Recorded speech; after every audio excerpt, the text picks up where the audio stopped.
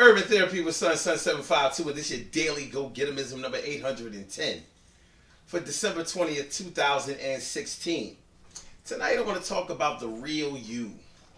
The real you and why people think that the private part of you or the secret part of you or the part that is the lowest percentage of you is the real you. First of all, ask yourself, what is the real you? Is it the part that you give to the world? Is it the part that you think about most of the day? Is it the part that you concentrate on the most? Is it the part that deals with your dreams, your ambitions? Is it where your heart is? Is it where your love is? Is it where your passion lies? Or is the real you something that is being set up in your mind for the future? Your secret desires, what you would really like to be, your jealousy, your envy. Is the real you something that is inside of you, a very small part of you that's dying to get out? Is the real you something that you've been wanting to show the world, but may be unsure of how to show the world, or may even be afraid of showing the world?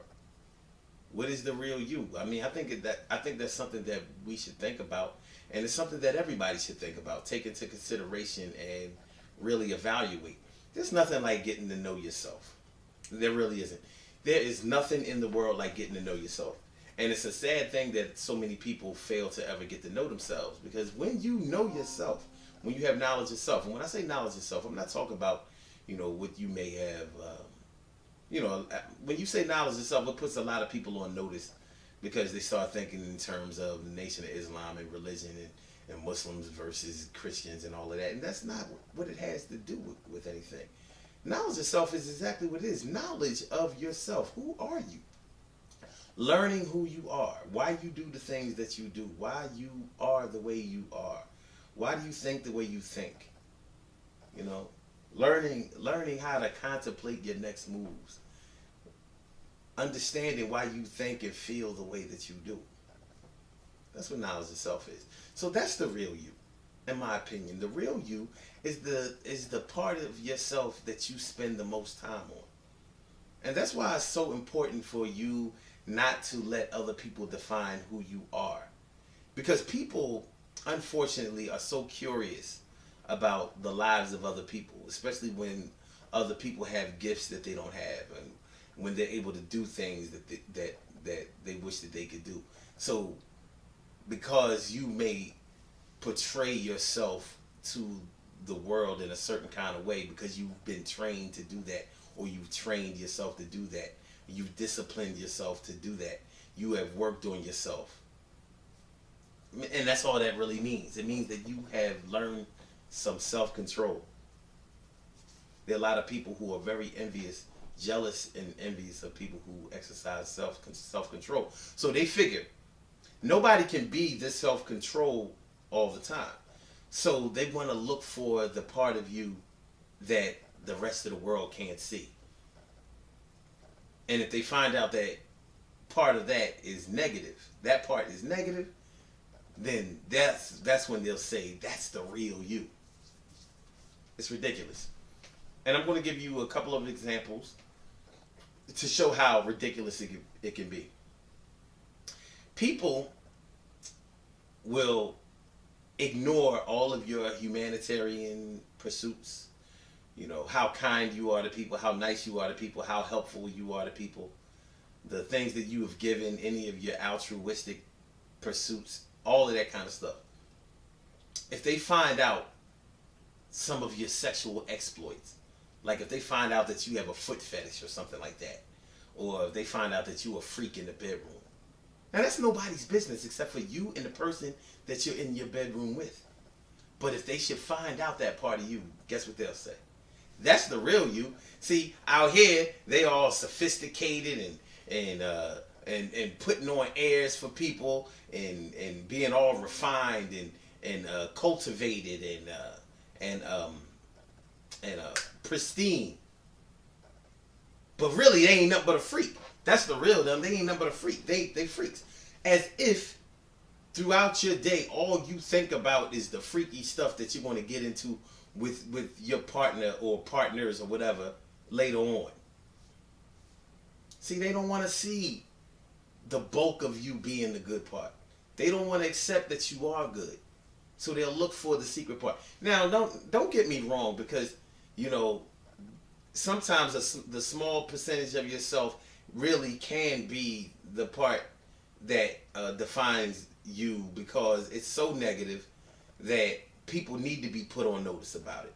For example, if you're a sex offender, or an abuser.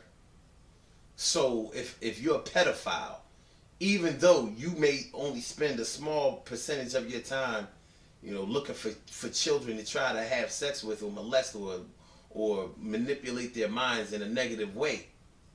Yeah, that is you. I hate to say it, but yeah, there are other good parts of you, but because that's part of your makeup, even it does mean that you have been trying to fool people into, leaving the scent of your trail. What I mean by that is when you throw people off your trail, it's just like when you've committed a crime and they go get the dogs to try to track you down with your scent. So if you can get in the water and lose your scent, then the dogs can't chase you anymore, and you have a chance to get away from the cops. So it's the same thing with pedophiles. With pedophiles, they put on a good act to gain confidence from the parents and other adults, and make it seem like they really just like kids, and that they just want to shape up the next generation, and that they're good people. But in all reality, they're only doing all of this so they can escape justice. When it comes out that they have touched little kids, people will vouch for them. So yeah, that small part of them is them. But that's not even normally a small part of them. You know what I'm saying? So don't get me wrong. I don't wanna be looking like I'm justifying any negativity. Same thing with rape. Same thing with abuse. If you're a violent person, but let's say for like all 8 hours or 10 hours or however long you spend out there in the world at work or whatever, you're a perfect gentleman. But at the crib, you smacking up your spouse, whooping your kids for no reason, and just acting like a total insane basket case. I'm not going to say that that's the real you, but it is a part of you that people need to be on notice about, and you need to do something about it. Same thing as if you're a drug addict. If you're a drug addict, and you might only get high after, like maybe you only get high when you go home after work or something like that. But if all you do is get high from the time you get home till you come in to work the next day, yeah, you have a problem. Not saying that being an addict is the real you, but it is a significant portion of you, and it needs to be addressed. I just wanted to make sure that we cleared that part up, because sometimes we get it twisted. We do. We get it twisted, and we kind of have to get that together. I'm going to give y'all this last example, and then we want to be on up out of here. Now, check it out. I wrote on my Facebook page, I believe it was yesterday, or was it today? And I was saying how people don't want to give you credit for any of the successes that you have achieved in your life. So if you are winning out there, if you're doing the damn thing, if you're putting things together, you're working hard, and you're enjoying the fruits of your labor, people will say that you just got it because somebody helped you, or because you kissed ass or sucked dick, or because you copied off of somebody else. They don't want to give you credit for helping yourself to become successful. They'll always say that it's somebody else that helped you out to do that. But let you fall on your face, let you fail, let you take a loss, let you have to start all over. They'll give you 100% credit for that. they'll they'll tell everybody. See, the real him caused his own demise. I knew that it was only a matter of time when the truth would come out. Now look, look.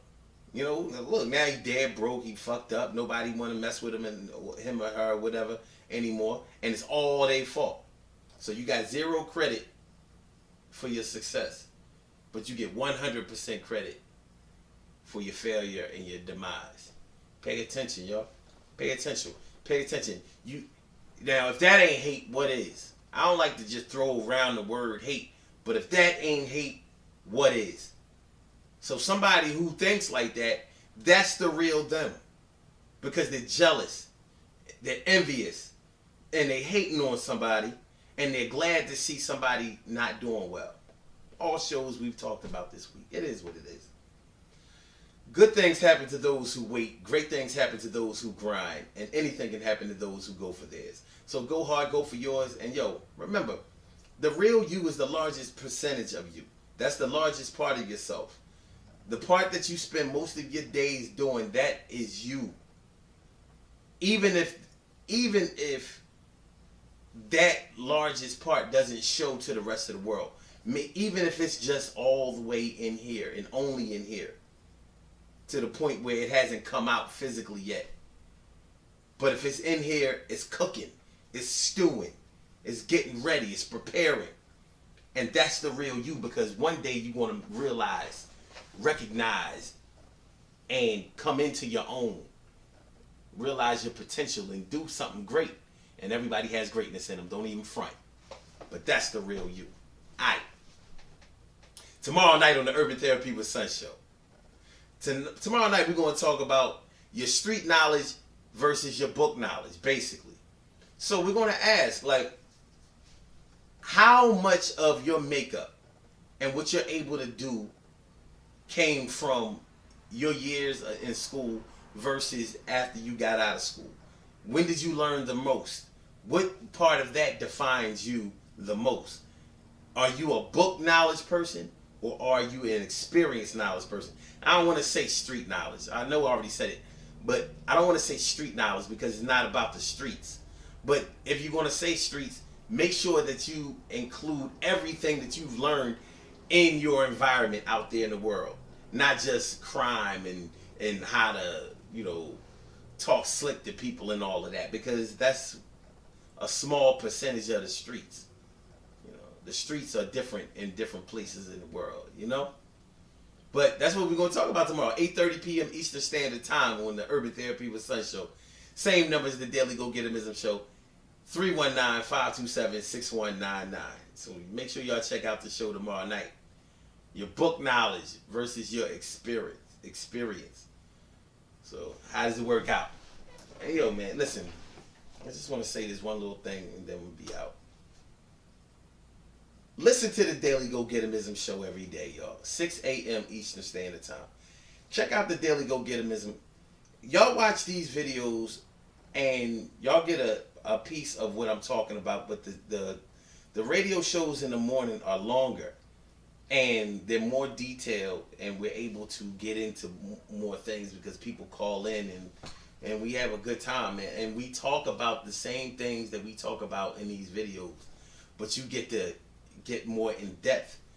The Daily Go-Getterism movement, along with the Urban Therapy with Sun movement, it's all about moving what's in here.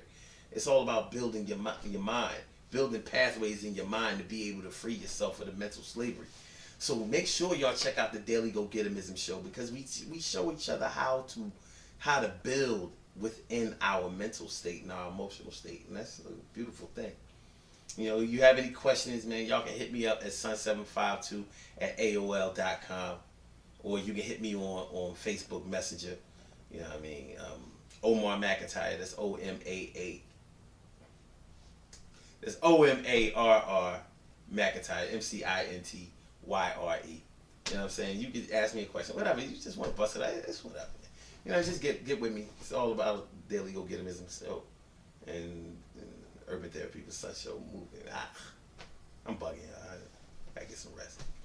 All right, I'm going to holler at y'all, though.